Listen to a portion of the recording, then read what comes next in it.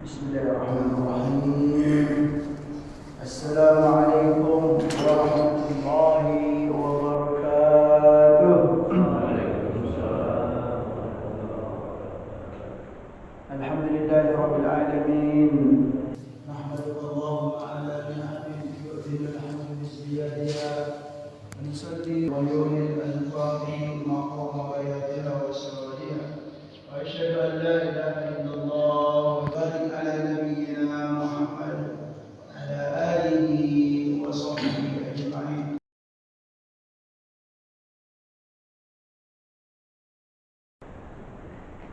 Bismillahirrahmanirrahim. Assalamualaikum warahmatullahi wabarakatuh. Alhamdulillahirabbil alamin. Nahmadullaha ala ni'amin yu'dilul hamdu bizdiyadiha. Wa nusalli wa nusallimu ala nabiyyika Muhammadin hadil ummati lirasyadiha wa ala alihi wa sahbihi ma qamatit turus was-sutur li'uyunil alfadhi maqama bayatiha wa sawadiha. Wa asyhadu an la ilaha illallah wahdahu la syarika lah. وأشهد أن سيدنا محمدا عبده ورسوله لا نبي بعده. اللهم صل وسلم وبارك على نبينا محمد وعلى آله وصحبه أجمعين. أما بعد فقال الله تعالى في القرآن الكريم: أعوذ بالله من الشيطان الرجيم. بسم الله الرحمن الرحيم. فتعالى الله الملك الحق ولا تعجل بالقرآن من قبل أن يقضى إليك وحيه وقل ربي زدني علما وقل ربي زدني علما. صدق الله العظيم. Jamaah salat subuh Masjid Al-Kafi yang dimuliakan Allah Subhanahu wa taala. Mari kita meningkatkan ketakwaan dan bersyukur kehadirat Allah Subhanahu wa taala atas segala nikmat yang telah dikaruniakannya kepada kita, kepada kedua orang tua kita, dan kepada seluruh hamba yang kita sayangi dalam hidup ini. Salawat dan salam semoga selalu disampaikan oleh Allah kepada baginda Nabi Muhammad sallallahu alaihi wasallam. Allahumma shalli wa sallim wa barik ala nabiyyina Muhammad wa ala alihi wa sahbihi ajma'in. Alhamdulillah, hari ini kita bisa bertemu kembali untuk melanjutkan kajian kita, yaitu pembacaan kitab Riyadhus Shalihin min kalami Sayyidil Mursalin sallallahu alaihi wasallam. Kita baru memulai yaitu bab yang baru, bab at-taqwa, ya. Seperti biasa beliau mengutip ayat-ayat yang berkaitan dengan taqwa. Yang pertama, a'udzubillahi minasyaitonir rajim. Bismillahirrahmanirrahim. Ya ayyuhalladzina amanu taqullaha haqqa tuqatih wa la tamutunna illa wa antum muslimun. Wahai orang-orang yang beriman, bertakwalah kepada Allah Subhanahu wa taala haqqa tuqatih. Haqqa tuqatih ini seperti yang dipahami atau disampaikan oleh para ulama, makna haqqa tuqatih itu adalah apa? Bertakwa sepenuhnya. Wahai orang-orang yang beriman, bertakwalah kalian sepenuhnya, haqqa tuqatih, atau sebenar-benarnya bertakwa. Atau kalau dengan istilah lain, bertakwa 100%. Nah, gitu, 100% kita berusaha untuk bertakwa. Tetapi realitanya, bisakah kita hamba-hamba yang biasa ini, Pak, bertakwa 100%? Ya, ternyata disimpulkan oleh para ulama dari hadis-hadis Nabi juga, dari hadis-hadis Nabi, ya. Kita hamba-hamba yang biasa ini ternyata tidak mampu atau tidak akan mampu untuk bertakwa 100% itu. Karena yang hanya bisa bertakwa 100% itu siapa? jamaah sekalian, para nabi dan rasul. Nah, jadi berat, haqqa tuqatih itu berat. Tetapi paling tidak yang akan dihargai oleh Allah itu apa? Usaha kita, ya Allah, atau niat baik kita. Kami pengen, ya Allah, bertakwa 100%, sebenar-benar bertakwa. Sekalipun realitanya, ya, kita hamba-hamba biasa ini enggak akan mampu, ya, untuk mencapai yang sebenar-benar bertakwa itu, kesempurnaan apa ya, karena memang kita ini apa, hamba-hamba biasa. Yang mampu untuk haqqa tuqatih itu siapa itu, Pak, Ibu? Para nabi dan rasul. Nah, dari itu ya Allah berfirman, kalau yang haqqa tuqatih ini ada dalam surat Ali Imran. Nah, ini mungkin yang biasa kita dengar setiap hari Jumat. Khatib itu harus menyampaikan wasiat takwa ini, ya. Haqqa tuqatih, ya ayyuhalladzina amanu ittaqullaha haqqa tuqatih wa la tamutunna illa wa antum muslimun. Jangan sampai kalian mati atau wafat, ya, di luar keadaan berislam. Artinya kita dipesankan tetaplah dalam Islam. Itu ada dalam surat Ali Imran. Nah, sebagai penjelasnya itu ada dalam surat At-Taghabun, ya, karena memang kita ini enggak mampu, ya, hamba-hamba biasa ini. Apa kata Allah? Fattaqullaha mastata'tum. Nah, itu dia sebagai penguat bahwa bertakwalah kalian mastata'tum, semampu kalian. Nah, itu dia, Pak, sebagai penjelas, ya. Oh, ternyata iya, kita diberi keringanan karena memang kita itu apa? Enggak akan mampu, kata Nabi sallallahu alaihi wasallam, ya. Dari hadis-hadis, ya, untuk mencapai kesempurnaan takwa itu enggak akan mampu. Tetapi ternyata, ya, kita diberi keringanan atau istilahnya kelonggaran oleh Allah. Fattaqullaha mastata'tum. Bertakwalah kepada Allah semampu kalian. Nah, semampu di sini itulah yang tadi saya singgung. Yang penting kita itu punya niat yang kuat, punya niat baik dan tekad yang kuat untuk mencapai haqqa tuqatih itu. Ada niat baik dan tekad yang kuat. Itulah yang akan dihargai oleh Allah Subhanahu wa taala. Kalau kita punya niat baik untuk sebenar-benar bertakwa. Bertakwalah kepada Allah semampu kalian. Wa hadhil ayah mubayyinatun lil muradi minal ula, kata beliau, kata Imam An-Nawawi. Wa hadhil ayah mubayyinatun lil muradi minal ula. Ini ayat yang kedua, ya, fattaqullaha mastata'tum, itu mubayyinatun, sebagai penjelas dari ayat yang pertama tadi. Nah, itu dia. Masya Allah, sangat jelas sekali. Selanjutnya, wa qala ta'ala, ya ayyuhalladzina amanu taqullaha wa qulu qawlan sadida yuslih lakum a'malakum, ya. Wahai yang ketiga, beliau mengutip ada dalam surat Al-Ahzab. Wahai orang-orang yang beriman, ittaqullaha, bertakwalah kepada Allah Subhanahu wa taala, wa qulu qawlan sadida. Ya, setelah kita diperintahkan untuk bertakwa, apa kata Allah? Wa qulu qawlan sadida, dan berucaplah kalian, berkata-katalah kalian, ya, dengan apa? Qawlan sadida. Qawlan sadida itu apa? Perkataan yang sadid. Sadid itu apa, Pak? Yang benar, yang lurus, jangan nyeleneh-nyeleneh, kata Allah, ya. Yang jelas-jelas saja, ya.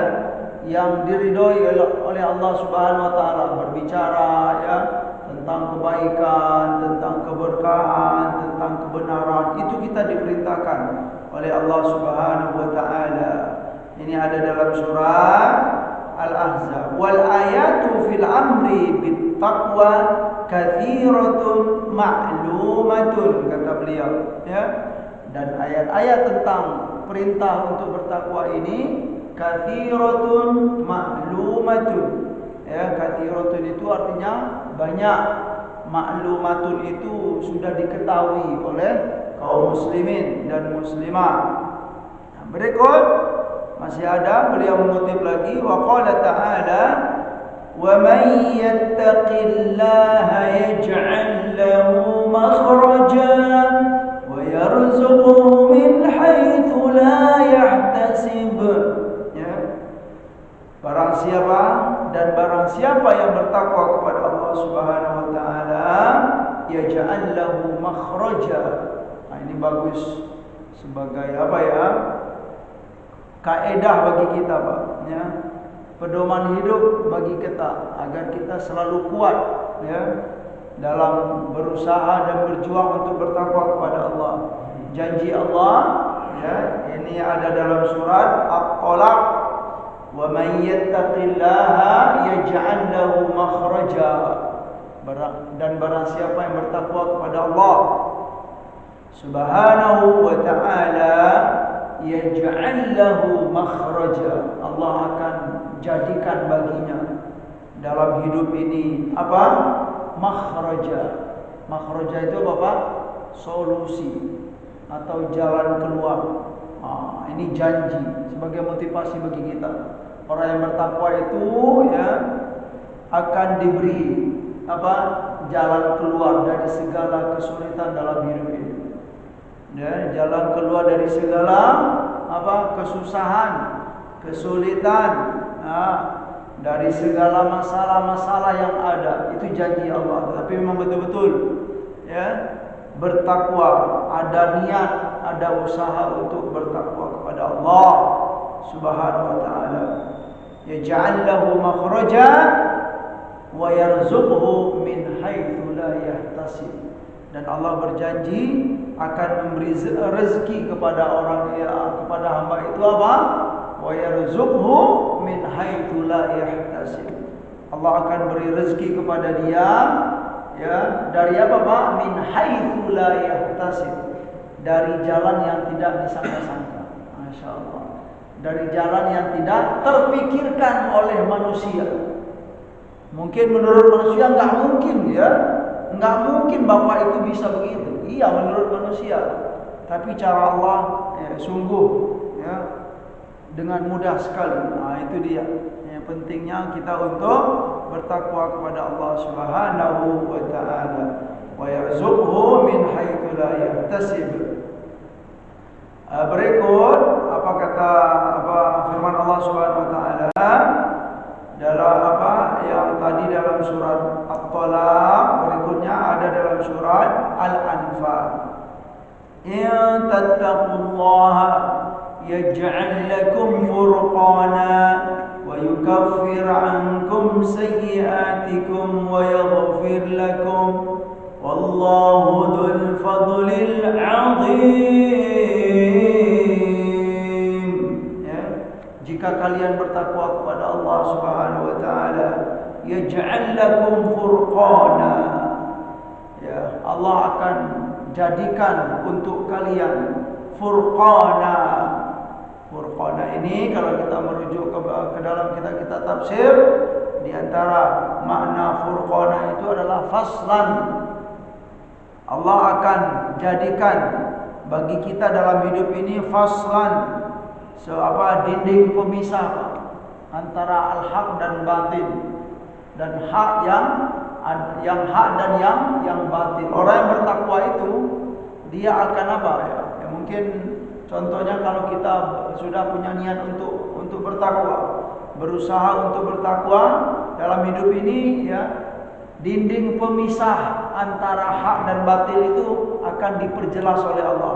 Orang yang bertakwa itu begini, ini hak, ini batil gitu. Itu kalau kita bertakwa kepada Allah. Artinya enggak mau apa? Abu-abu. Itu dia. Furqanan. Ya, enggak mau abu-abu. Yang hak itu hak, yang batil itu batil. Itu akan diberikan oleh Allah Subhanahu wa taala. Ada juga maknanya, ya, furqanan itu di antara maknanya adalah najatan. Ya, najatan. Apa itu? Najatan itu adalah keselamatan. atau juga makhraja seperti di ayat sebelumnya. Jadi furqanan itu bisa bermakna makhraja, jalan keluar ya dalam kehidupan ini, solusi akan diberikan oleh Allah, itu makhraja. Boleh juga bermakna najatan. Najah itu adalah keselamatan. Orang yang bertakwa kepada Allah akan diberikan keselamatan hidup dunia dan di akhirat. Atau juga bermakna faslan. Ya Pak ya, faslan itu apa? Pemisah antara hak dan yang batil. Ada juga makna furqanan itu hidayatan wa nuran. Itu dia di antara maknanya. Orang yang bertakwa kepada Allah Subhanahu wa taala, dia akan diberi apa? Hidayah, ya.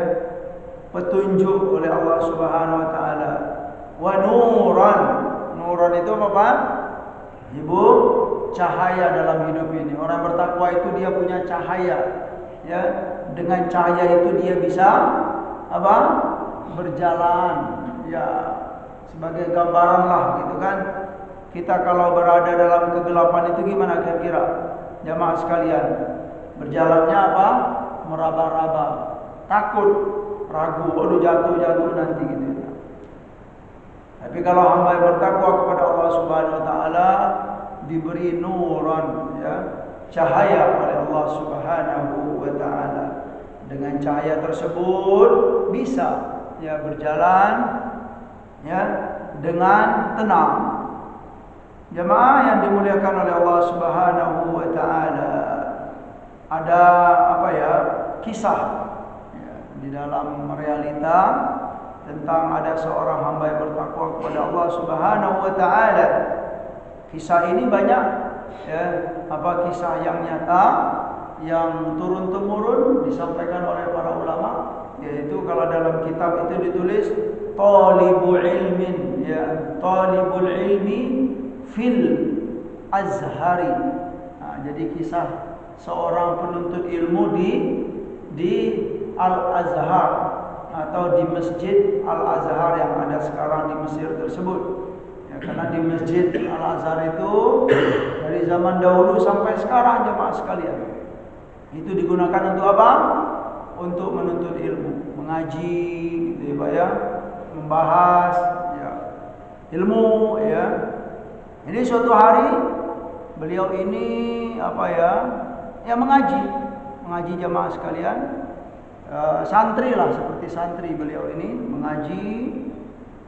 Kemudian ya disampaikan dalam sejarah tersebut beliau ini datang menuntut ilmu di Masjid Al-Azhar, yang mana beliau ini berasal dari provinsi lain. Ya, kalau masjid itu kan di Kairo Pak ya, di kota Kairo. Beliau datang dari provinsi, ya, kayak santri di kita lah. Ya, pergi ke pesantren, kemudian mengaji. Ya, biasa. Ya, setiap bulan itu nanti apa Pak, Ibu, dikirim oleh orang tua bekal gitu kan. Ya, di beberapa kesempatan bekal itu duit jajan terlambat datang, begitulah seorang santri yang soleh ini. Udah duit agak terlambat datang, kemudian apa? Dia tetap mengaji, ya.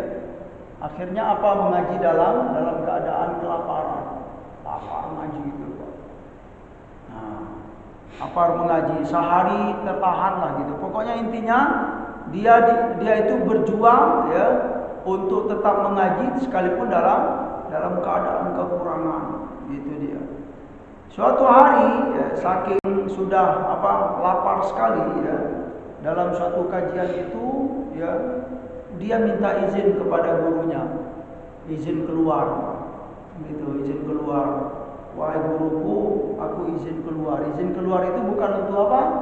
Bukan untuk jajan. Ya duit nggak ada, ngapain gitu apa ya? Tetapi apa? Untuk nahan lapar. Nggak ada lagi gitu apa? Jadi nahan lapar gitu, saking nggak kuatnya nahan lapar, dia izin. Bukan untuk jajan, ya pengen jajan tapi ya duit nggak ada, udah. Setelah itu ya dia izin keluar, dia berjalan di gang-gang ya, yang ada di sekitar masjid ya, Al-Azhar yang ada di Kairo tersebut. Di dalam perjalanan di gang-gang tersebut dia lewat di depan sebuah rumah. Di depan rumah itu ya terdapat itu Pak kue, roti sandwich lah kalau di kita gitu kan. Ya sandwich itu ya kalau di Timur Tengah itu ya sudah ada apanya? Ada dagingnya. Kayak apa kalau di kita? Kayak kebab lah Pak ya. Ya kalau di kita itu sekarang itu kayak kebab atau shawarma. Ya gitulah. Iya, ya. Perut lapar, nahan lapar, kemudian melihat ya roti yang sangat menarik sekali gitu kan. Dalam keadaan lapar itu dia mendekat kepada roti itu, ya. Mendekat kepada roti kemudian dipegang gitu kan, sudah mau dipegang, mau makan roti, pastilah mau makan itu Pak. Untuk mengganjal perut yang sedang lapar tersebut. Ketika mau makan, ya Allah, dia teringat, ya Allah, katanya kan, ini perut lapar sekali. Ya, tetapi ini bukan hak saya ya Allah, gitu kan. Saya menuntut ilmu agama ya Allah, gitu kan. Bukan hak, mau dimakan Pak. Akhirnya dengan rasa berat hati untuk nahan lapar tersebut, karena ini bukan hak saya ya Allah, saya kembalikan lagi, udah mau makan itu, kembalikan lagi gitu kan. Nah itu contoh penuntut ilmu ya, atau santri yang soleh sekali. Nah kemudian dikisahkan ya, dikisahkan ketika beliau sedang berhadapan dengan roti tersebut, ya ternyata datanglah ke masjid ada seorang ibu-ibu datang ke masjid menemui guru dia yang sedang mengaji di masjid tadi gitu kan, menemui guru ya, tempat yang ngaji tadi gitu loh Pak ya. Ibu-ibu yang mana ibu-ibu ini menemui guru dia ya, dalam kajian tersebut ya, ibu ini menyampaikan kepada gurunya ya, gitu loh. Apa yang disampaikan oleh guru kepada gurunya? Wahai Pak Yai, wahai Ustaz, wahai Syekh, saya ditinggalkan oleh suami ya, dan kami punya seorang putri Pak. Gitu dia. Seorang putri ya, kemudian suami saya berwasiat kepada saya gitu berwasiat, ibu ya, tolong nikahkan putri kita ini dengan siapa? Seorang yang soleh. Gitu Pak. Alhamdulillah kami punya banyak harta. Nah, gitu deh Pak. Intinya ibu ini ditinggal suaminya Pak? Ibu ya, dalam keadaan kaya raya, berkecukupan. Ya, punya banyak harta, punya seorang putri. Suami sebelum meninggal ngapain? Berpesan, tolong nikahkan putri kita ini dengan siapa? Dengan hamba Allah yang soleh saja. Yang soleh, ya, bukan yang pintar, bukan yang punya banyak gelar, bukan yang tidak, yang soleh saja. Ya, perkara mahar, perkara syarat-syarat itu tidak diperlukan. Mau rumah, mau apa? Ya, karena memang kalau zaman sekarang kan begitu Pak ya. Apalagi kalau di Timur Tengah, di negeri Arab sana, kalau nikah itu ya kalau di kita mungkin masih biasa gitu Pak ya. Nikah, setelah nikah tinggal di rumah mertua ya Pak ya. Itu biasa kalau di kita, alhamdulillah, bukan hal ya. Tapi kalau di Timur Tengah sana, wah, itu menjadi aib ya. Jadi sudah jadi kebiasaan lah kalau di sana itu ya. Kalau nikah itu harus ada apa dulu? Harus ada rumah, harus ada mobil, segala macam lah gitu dia. Nah, tetapi si ibu ini berpesan, ya Pak, saya mencari siapa? Pemuda yang soleh saja. Untuk perkara tempat tinggal apa semuanya sudah disiapkan. Nah, itu intinya Pak, disampaikan kepada siapa? Kepada guru seorang santri tadi. Oke, kata gurunya, kata Syekh ini, pergilah ibu. Nah kemudian pas si ibu ini pergi, ya santri yang kelaparan tadi ngapain Pak? Balik lagi. Baliknya dalam keadaan apa itu? Lapar atau kenyang itu Pak? masih ada nahan-nahan perut gitu. Ya Allah, gitu kan. Udah begini ya, mau dimakan roti yang enak tadi. Tapi ya Allah katanya, aku takut karena ini bukan hakku. Ditinggalkannya lagi, Pak. Balik lagi kepada ke pengajiannya dalam keadaan lapar. Ketika balik itu, nah udahlah, nahan lapar, kemudian melanjutkan kajian. Ya. Akhirnya setelah kajian ngapain? Ya, si guru ini, syekh itu manggil dia, gitu loh, manggil pemuda itu dari sekian banyak santri yang belajar kepada beliau. Dipanggil, sini kamu, gitu kan? Sini kamu wahai muridku. Iya, syekh katanya gitu kan. Nah, gitu loh. Tahu ketika dipanggil ngapain, Pak? Syekh ini bilang, kamu mau nikah enggak? Gitu. Mau nikah enggak? Coba kebayang enggak, Pak? Orang yang sedang berkekurangan, ya, sedang berjuang menahan lapar, enggak punya tabungan, enggak punya harta apa-apa, enggak punya persiapan untuk menikah, ya, ditawarkan untuk menikah. Kira-kira gimana kata dia itu, Pak?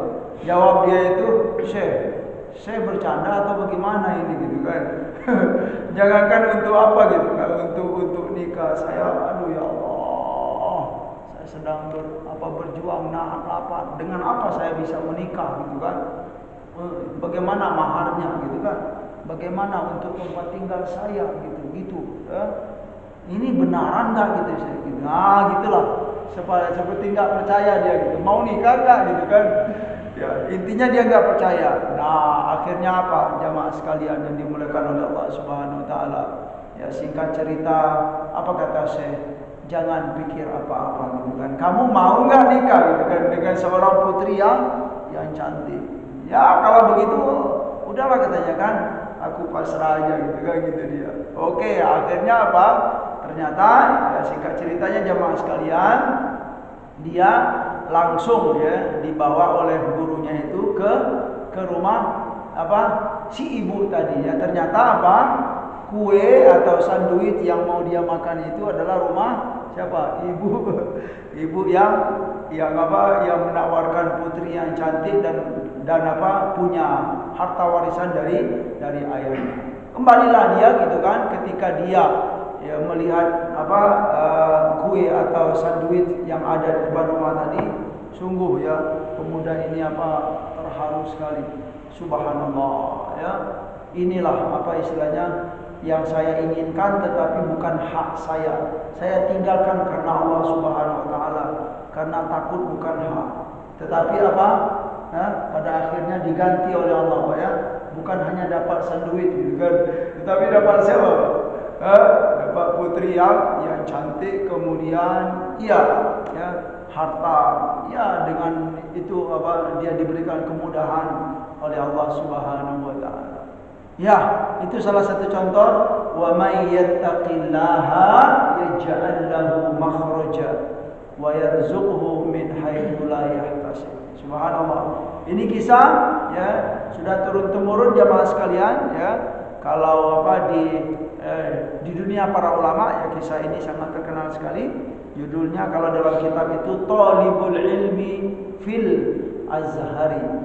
Ya, kisah seorang penuntut ilmu di Masjid Al-Azhar ya. Kalau sekarang posisi Masjid Al-Azhar itu berada di belakang kampus ya. Ada kampus Al-Azhar. Nah, di belakang kampus itulah masjid yang dari zaman dahulu orang menuntut ilmu di sana. Ya, subhanallah, itu hanya sebagai contoh-contoh dalam hidup ini ya.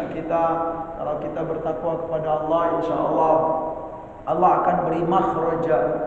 Makhraja itu solusi atau jalan keluar dari segala permasalahan. Wa yarzuqhu min haitsu la yahtasib, dan Allah akan beri rezeki kita dari arah atau jalan yang tidak disangka-sangka, jalan yang terkadang menurut manusia enggak masuk akal, atau yang di luar nalar manusia. Nah, itu contohnya tadi siapa, Pak? Santri yang sedang menuntut ilmu karena modal takwa kepada Allah Subhanahu Wa Taala. Ya, kalau menurut orang ya atau menurut teman-teman gitu kan, kok bisa menikah gitu kan, nggak punya duit atau apa segala macam. Itu menurut manusia nggak bisa nikah. Tetapi kalau menurut Allah Subhanahu Wa Taala sangat mudah bagi Allah untuk memuliakan seorang hamba yang bertakwa kepadanya. Jamaah sekalian yang dimuliakan oleh Allah Subhanahu Wa Taala, itu ayat-ayat yang sudah kita dengarkan. Apa kata beliau? Ditutup, wal ayatu fil babi kathiratun ma'lumatun. Ya, ini hanya sebagian ayat-ayat saja yang dinukil oleh beliau, dan ayat-ayat yang mirip dengan ini itu kathiratun ma'lumatun, banyak, dan ma'lumatun, apa? Maklumah itu diketahui oleh kaum muslimin dan muslimah. Baik. Berikutnya jamaah sekalian, wa amma al ahadits, ya, adapun hadis-hadis tentang ini, fal awwalu, maka hadis yang pertama, bismillahirrahmanirrahim, an Abi Hurairah radhiyallahu anhu qala qila ya Rasulullah man akramun nas qala atqahum faqalu laisa an hadha nas'aluka qala fayusuf nabiyullah ibnu nabiyillah ibni nabiyillah ibni khalilillah qalu laisa an hadha nas'aluka qala fa an ma'adinil arab tas'aluni ya khiyaruhum fil jahiliyati khiyaruhum fil islami idza faqahu. Ya, muttafaqun alaih, Bukhari wa Muslim wa Ahmad. Jadi dari Abu Hurairah radhiyallahu anhu, beliau berkata suatu hari Rasulullah ditanya atau dikatakan kepada Rasulullah, ya Rasulullah, ya, suatu hari Rasulullah ditanya tentang apa? Man akramun nas, siapa manusia yang paling mulia itu? Ya, kata Nabi, qala atqahum, orang yang paling mulia itu adalah yang paling bertakwa. Atqahum, yaitu yang paling bertakwa. Itu ya, apa? Ini sesuai dengan ayat Quran. Inna akramakum indallahi atqakum. Ya, sesungguhnya orang-orang yang paling mulia di antara kalian itu adalah apa? Atqakum, ya, orang yang paling bertakwa di antara kita, yang paling. Nah, maka yang paling itulah dia yang paling mulia. Dari itu dikatakan oleh Nabi ketika beliau ditanya pun Rasulullah juga menjawab atqahum, ya, yaitu orang yang paling mulia. Nah, ya, apa istilahnya? Kadar ketakwaan itu kan berbeda-beda, Pak. Nah, siapa yang paling lebih? Ya, kadar takwanya dialah yang paling mulia di antara kita. Jadi ketakwaan itu subhanallah penting sekali karena dia apa? Menjadi ukuran kemuliaan, ya. Jadi ukuran kemuliaan dalam Islam itu memang betul bukan karena nasab, ya, bukan karena apa lagi? Bukan karena harta, ya, bukan karena nasab, bukan karena harta, ya. Enggak bisa dalam Islam misalnya, ya, kita anak kiai, saya gitu kan, anak kiai, dengan posisi anak kiai itu, ya, saya dijamin untuk mulia, enggak bisa. Ya Pak, ya. Memang secara umum, ya, keturunan orang-orang mulia itu dalam Islam perlu dimuliakan. Betul, ya Pak, ya. Keturunan orang-orang yang mulia itu perlu dimuliakan. Tetapi ternyata, ya, yang paling penting itu bukan keturunannya, tetapi apa? Pribadinya. Yang bertakwa itulah, ya, itulah yang apa, ya, sekarang yang sedang sibuk apa ribut-ribut itu, ya, tentang apa? Nasab, ya, Rasul, apa istilahnya, keturunan Nabi gitu kan. Nah, itu dia. Ya, secara umum, ya, kita harus meyakini memang banyak hadis-hadis Nabi SAW. Nabi itu berpesan, ya, kita untuk apa? Memuliakan keturunan beliau. Iya, secara umum, ya, dan kita meyakini kalau memang seseorang itu menjadi keturunan Nabi, ya, secara umum, ya, pastilah beliau itu soleh-soleh gitu loh Pak, ya, taat-taat kepada Allah, bertakwa kepada Allah kalau memang keturunan Rasulullah SAW. Nah, itu dia. Tapi tetap saja kembali kepada kaidah semula. Apa kaidahnya?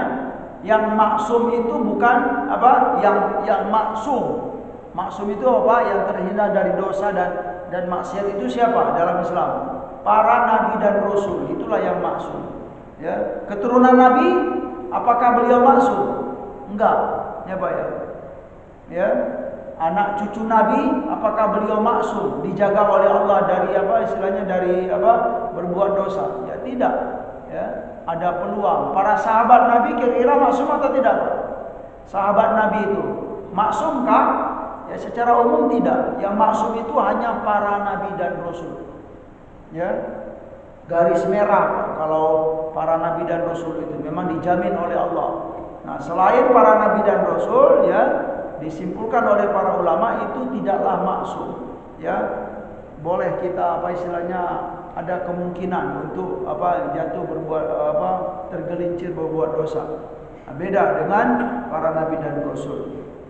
Nah, tetapi secara umum ya, kalau memang beliau itu adalah keturunan Nabi ya, Muhammad SAW, secara umum ya rasanya nggak mungkin lah kalau berbuat hal-hal yang tidak layak atau yang memang aneh dalam Islam, ya, punya akhlak-akhlak yang tidak baik, itu rasanya ya tidaklah layak gitu.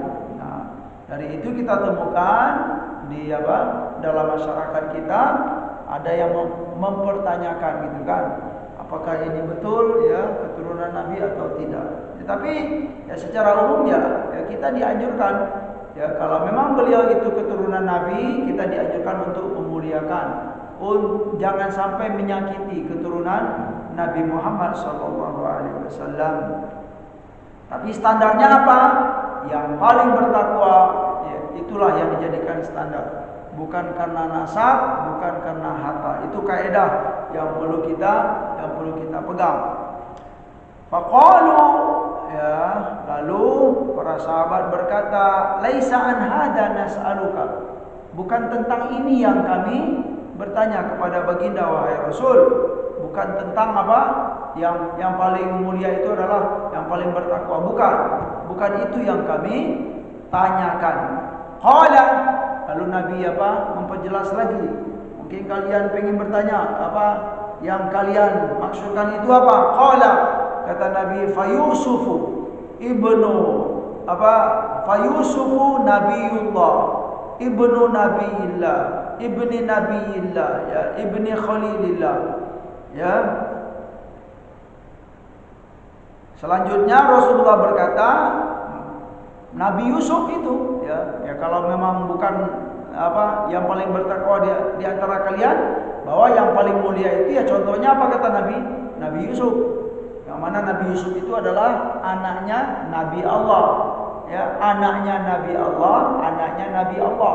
Maksudnya apa itu, Pak? Ini contoh orang-orang yang mulia kata Nabi. Nabi Yusuf anak siapa, Pak? Anak Nabi Yakub. Nabi Yakub anak Nabi Ishak. Nabi Ishak anak Nabi Ibrahim alaihissalam. Nah, ini contoh kemuliaan. Ya, ternyata qalu laisa an hada nas'aluka. Bukan yang ini juga yang kami tanyakan wahai Nabi. Ya, yang paling bertakwa itu berikutnya Nabi berkata, fa'an ma'adinil arab tas'aluni. Oh, mungkin kalian bertanya tentang itu ya, orang-orang yang diistimewakan, atau istilahnya orang-orang yang istimewa di antara suku-suku kabilah, ya, yang ada di Arab ini gitu kan. Itu yang kalian tanyakan. Bolehlah kata Nabi SAW. Apa kata Nabi? Khiyaruhum fil jahiliyati khiyaruhum fil islami idza faquhu. Nah, ini dia. Ya. Orang yang paling mulia, ya, orang yang mulia di masa jahiliyah itu dia juga mulia di masa Islam. Nah, ini kata Nabi. Tetapi dengan catatan apa? Jamaah sekalian yang dimuliakan. Jadi kemuliaan itu akan tetap ada, diberikan oleh Allah Subhanahu wa taala, ya. Khiyaruhum fil jahiliyati khiyaruhum fil Islam idza faquhu. Jadi orang yang mulia di masa jahiliyah, dia juga akan tetap mulia di masa Islam, tetapi dengan catatan apa? Idza faquhu, ya, dengan catatan kalau dia faquhu. Faquh itu adalah paham dengan hukum Allah Subhanahu wa taala. Orang yang mengerti halal dan haram. Itu dalam hadis ini dijadikan standar. Artinya apa, Pak? Kita ya secara umum kalau ingin dimuliakan oleh Allah, ya secara umum kita pahami bertakwa kepada Allah. Tetapi cara yang paling baik untuk bertakwa itu apa, jemaah sekalian? Mengerti hukum Islam. Ya Pak ya, mengerti halal dan haram. Itu. Dan kalau kita renungkan memang betul juga gitu Pak ya. Bertakwa itu nggak mungkin seseorang bisa bertakwa kepada Allah kalau dia nggak ngerti halal haram, ya Pak. Ya, itu betul juga ya. Kenapa? Karena di antara definisi yang paling populer tentang takwa itu apa? Imtithalu awamirillah wa jitinabu nawahihi. Ya, di antara definisi takwa itu apa? Menjalankan perintah Allah dan menjauhi segala larangan Allah. Nah, ini kalau dibawa ke dalam dunia keilmuan, ini termasuk ilmu apa? Ya Pak, ilmu tentang perintah Allah, larangan Allah. Itu ilmu apa itu? Itulah yang disebut dengan ilmu fiqih.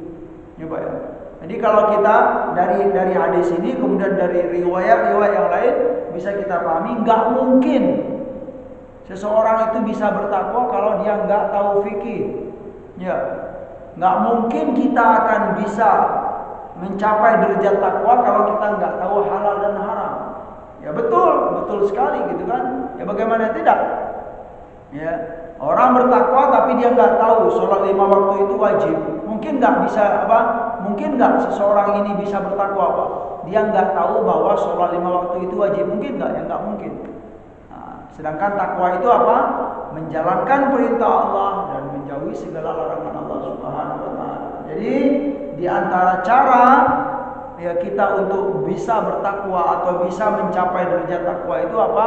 Belajar ilmu agama itu secara umum. Nah, ya, untuk di apa penjelasnya ya, ilmu agama apa itu? Yaitu ilmu fikih, ilmu halal dan haram. Kita tahu ini halal, ini haram, ini wajib, ini sunnah ya Pak ya. Ini mubah, ini makruh, ini haram. Nah, itu dia. Ini ya diantara cara untuk bertakwa kepada Allah. Bisa disimpulkan nggak mungkin atau mustahil ya, seseorang itu bisa menjadi hamba yang bertakwa kalau dia nggak tahu apa hukum-hukum Islam ini. Nah itulah yang dimaksud oleh Nabi SAW. Khiyaruhum fil jahiliyati, khiyaruhum fil islami. Orang yang mulia di masa jahiliyah, dia akan tetap mulia di masa Islam. Artinya apa Pak? Ya ini contoh lah.